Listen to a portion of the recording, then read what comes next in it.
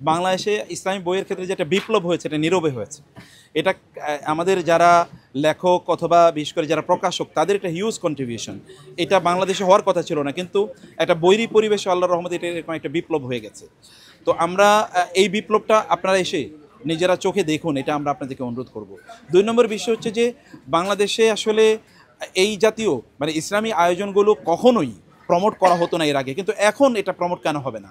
তাহলে এই জায়গায় আসলে এখনও ইসলামী পরিবেশ আসলে বাংলাদেশে বা ইসলামী মানসিকতা মানুষের মধ্যে এখনও তৈরি হয় না। তাহলে এইটা যেহেতু এমনি একটা বৈরী পরিবেশ তৈরি হয়ে আছে দীর্ঘদিন পর্যন্ত, ইসলামিক কাজগুলো এখানে প্রমোট করা হচ্ছে না। যারা প্রমোট করবে তারা ইসলামকে প্রমোট করতে চায় না এবং তারা সিদ্ধান্ত নিয়ে প্রমোট করতে চায় না। তাহলে এখন আমাদের কাজ কি? আমাদের কাজ হচ্ছে আমরা যারা ইসলাম ভালোবাসি তারা এখানে দলে দলে আসবো, তাই না? আমরা দলে দলে যদি এখানে না আসি তাহলে ইসলাম কি এমনি প্রতিষ্ঠিত হয়ে যাবে? কখন বা সমাজে এমনি ইসলাম প্রতিষ্ঠিত হবে?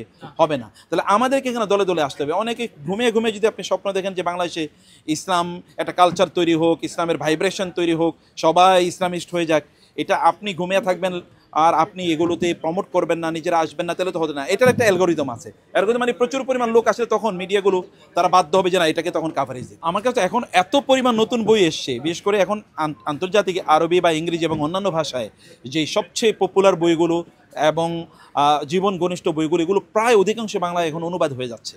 তো আমরা বলবো যে এখানে আসলে অনেকেই তার নিজের চয়েসের, সেটা যেই কেন্দ্রিক হোক না কেন, ব্যবসা কেন্দ্রিক হতে পারে, প্রতিষ্ঠান পরিচালনা কেন্দ্রিক হতে পারে, ব্যক্তি উন্নয়ন কেন্দ্রিক হতে পারে, আমরা যদি বলি তার মানে কোরআন হাদিস জানা, এগুলো কেন্দ্রিক হতে পারে, ট্রেডিশনাল ইসলামিক যেই মানে ইয়েগুলো সেই কেন্দ্রিক বা মডার্ন যে ইসলামিক পার্সপেক্টিভ এগুলো তারা জানতে পারবে।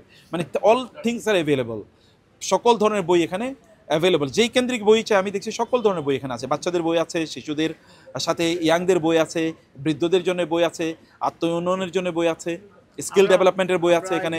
বই বই ছাড়া কোথাও পৃথিবীর কোথাও কোনো বিপ্লব হবে না।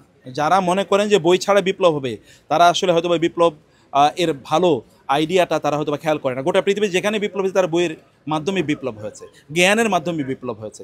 অতএব জ্ঞানের মাধ্যমে আমাদেরকে বিপ্লব তৈরি করতে হবে। এই ক্ষেত্রে আমাদের যারা আলেম ওলামা আছেন তাদের এখানে দায় আছে, তারা আমার মনে হয় এখানে আসুক, ঠিক আছে, তারা এগুলো প্রমোট করুক, তারা এগুলো বলুক, এর মাধ্যমেই বিপ্লব হয়ে যাবে ইনশাআল্লাহ। জাযাকুমুল্লাহ খায়ের, অনেক ধন্যবাদ।